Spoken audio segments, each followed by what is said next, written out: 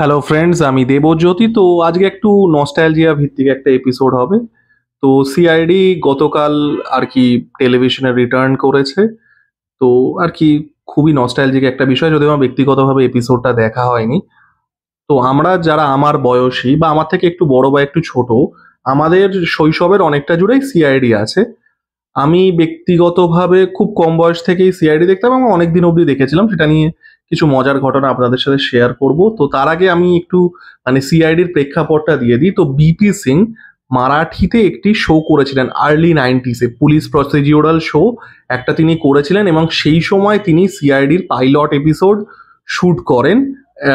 DCP Pradyuman, যিনি যে ক্যারেক্টারটা প্লে করেন আর কি, শিবাজি সাথ্যাম তার আসল নাম, তাকে নিয়ে। এবং তারপরে আহাট তিনি বানান, যেটা সাকসেসফুল হয়। সিআইডির আগে কিন্তু আহাট এসেছিল। এবার প্রথম আহাট যখন এসেছিল, it was like X files, supernatural কিছু এপিসোড, অড বল টপিকস নিয়ে সুপার ন্যাচারাল, তারপরে কিছু ইনভেস্টিগেটিভ, হরর, এরকম। তো সেটার একটা নিশ অডিয়েন্স গ্রো করছিল।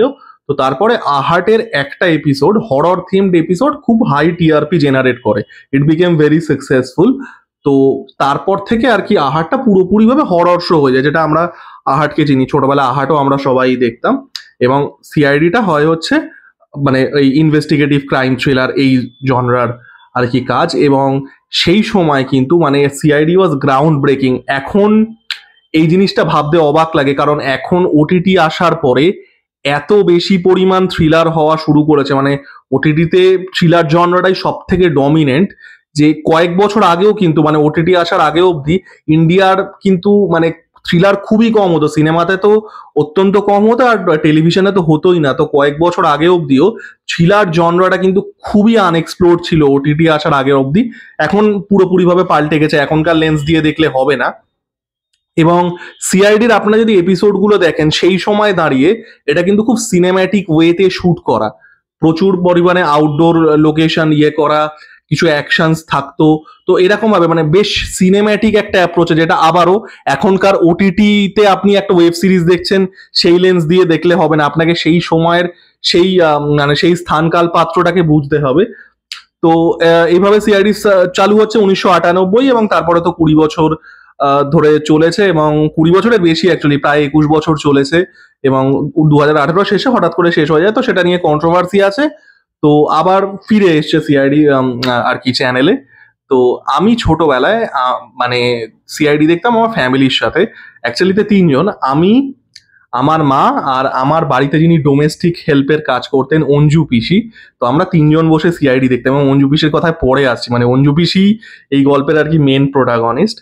তো সালটা সম্ভবত 2006 কি 2007, মোস্ট প্রবাবলি 2007, কারণ আমার একটা মেমোরি মনে আছে। সিআইডি যখন থেকে দেখা শুরু করেছিলাম 2007 সম্ভবত, যে ক্রিকেট বিশ্বকাপ হচ্ছিল 2007-এর ক্রিকেট ওয়ার্ল্ড কাপ ফাইনাল, যেটা অস্ট্রেলিয়া আর শ্রীলঙ্কার মধ্যে হয়েছিল। এবার আমি শ্রীলঙ্কাকে সাপোর্ট করছিলাম, because I was a big fan of Muralitharan and Sangakkara. এবং গ্রিলকিস্ট ওই ম্যাচে বিশাল খেলেছিল, 149 করেছিল, আই থিঙ্ক 104 বলে। তো আমি শ্রীলঙ্কাকে যেহেতু সাপোর্ট করছিলাম, আমি একবার আর কি সিআইডি তে দিচ্ছি, আরেকবার যেহেতু শ্রীলঙ্কাকে সাপোর্ট করছিলাম, শ্রীলঙ্কা হেরে যাচ্ছে, তো আমি ব্যাক অ্যান্ড ফোর্থ করছিলাম সিআইডি আর ক্রিকেট বিশ্বকাপ ফাইনাল। এদিকে দায়া দরজা ভাঙছে, এদিকে গ্রিলকিস্ট বল মাঠের বাইরে পাঠাচ্ছে। তো যাই হোক, এটা খুব ভিভিড একটা মেমোরি আছে 2007। তো তারপরে অনেক বছর দেখেছিলাম, এবং যেটা বললাম যে সিআইডি কিন্তু মানে কি, ওই যে আমাদের কিন্তু শৈশবটা জুড়ে অনেকটা জুড়ে আছে। এবং দেখুন, সিআইডির প্রথম দিকের আপনারা যদি এপিসোডগুলো দেখেন, প্রথম দিকের এপিসোডগুলো আমি টিভিতেই দেখেছিলাম। তারপরে কিছু কিছু যখন লকডাউন হচ্ছে, প্রথম লকডাউন 2020 সালের, তখন বাড়িতে বসেও আমি আর মা দেখেছিলাম। আমার মা by the way biggest CID fan. সিআইডির যদি 1,500 সামথিং এপিসোড বোধহয় আছে, আমার মা কিছু না হলেও তার 1000 দেখেছে, 1000-এর বেশি হয়তো দেখেছে। তো মা বসে বসে দেখতাম। প্রথম দিকের এপিসোডগুলো কিন্তু খুবই ভালো, in terms of story, in terms of build up, they are genuinely good television. বিশেষ করে যখন আশুতোষ গাওয়ারিকার ক্রিয়েটিভ টিমে ছিলেন, তিনি একটা আর কি অনস্ক্রিন ক্যারেক্টারও প্লে করতেন, ইন্সপেক্টর বীরেন্দ্র বলে। তো সেই ফেজটা কিন্তু খুবই ভালো প্রথম কয়েক বছর। তারপরে যেটা হয়, the quality, like the quantity tax over quality. একটু ফর্মুলাইক হয়ে যায় একটা সার্টেন আর কি একটা সার্টেন টেমপ্লেটেই ফলো করতে শুরু করে, প্লাস যে ক্যারেক্টার গুলো এত বেশি পপুলার হয়ে যায়, দয়া হোক, অভিজিৎ হোক, ফ্রেডরিক্স হোক, এসিবি প্রদ্যুমান হোক, তো তারা ওই ক্যারেক্টার বেসড জিনিসগুলো করে, কাইন্ড অফ একটু ফ্যান সার্ভিস টাইপেরই। তো যাই হোক, মানে কোয়ান্টিটি টুক ওভার কোয়ালিটি লাস্টের কয়েক বছর তো বিশেষ করে। বাট এটাও একটা বলার কথা, কোয়ান্টিটি ওভার কোয়ালিটি এটাও যেরকম ঠিক, এটাও বলার কথা আপনি যদি 21 বছর ধরে মানে কোনো মানে অডিয়েন্সকে ধরে রাখতে পারেন, তাহলে কিন্তু মানে the quantity after a time has a quality of its own. 21 বছর মাল্টিপল জেনারেশনস আপনি ধরে রাখছেন। ইভেন এখনো যারা সিআইডি ফিরে এসছে, আমি দেখতে পাচ্ছি আমার অনেক বন্ধু বান্ধব আছে, ইভেন একজনের সাথে আমি পডকাস্টও করবো সিআইডি কে নিয়েই। তো তারা মানে দে আর সো নস্টালজিক। তো এই জিনিসটাও কিন্তু একটা ব্যাপার যে আপনি মাল্টিপল জেনারেশনকে ধরে রাখতে পেরেছেন, তো it is a quality of its own. এবার আমি সিআইডি কে মানে আরো একটা কারণে এই ভিডিওটা করা, সেটা হচ্ছে, এবং এই কথাটা আমি আগেও বোধহয় 2-1 ভিডিওতে বলেছি, সেটা হচ্ছে the transcendental effect of art on people. সমাজ গঠনে আর্ট ভূমিকা, সেটা সেটা কোনো টিভি শো হতে পারে, সেটা সিনেমা হতে পারে।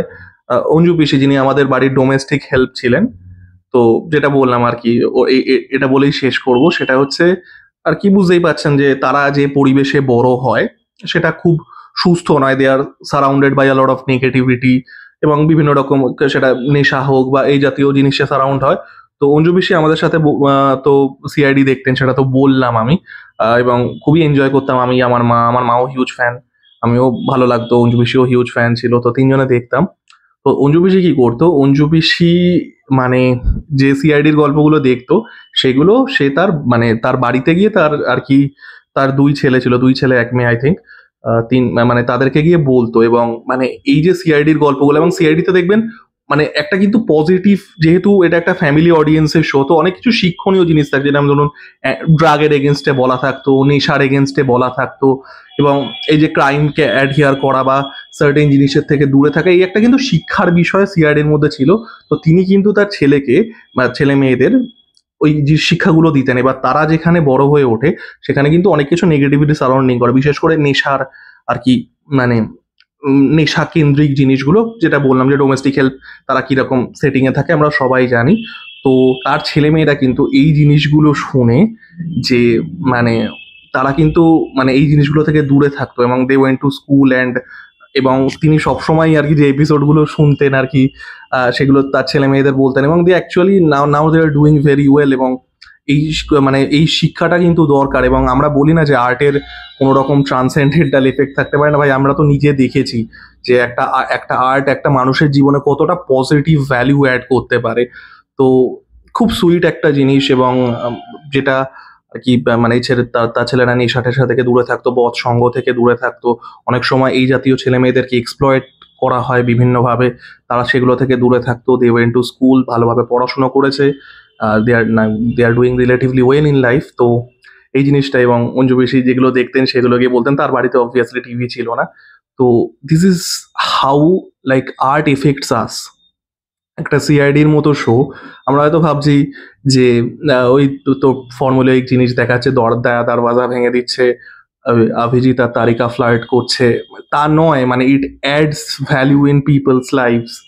তো যাই হোক, এই মানে এটা একটা সুইট জিনিস ছিল, অনেক বছর ধরে আমি দেখেছিলাম, আমার মা তো এখনো ফ্যান। ইভেন আজও আমি আর মা খেতে বসে সিআইডি যে নতুন এপিসোডগুলো আসছে সেগুলো চালাবো, দেখি যদি ইউটিউবে অ্যাভেলেবেল হয়ে যায়।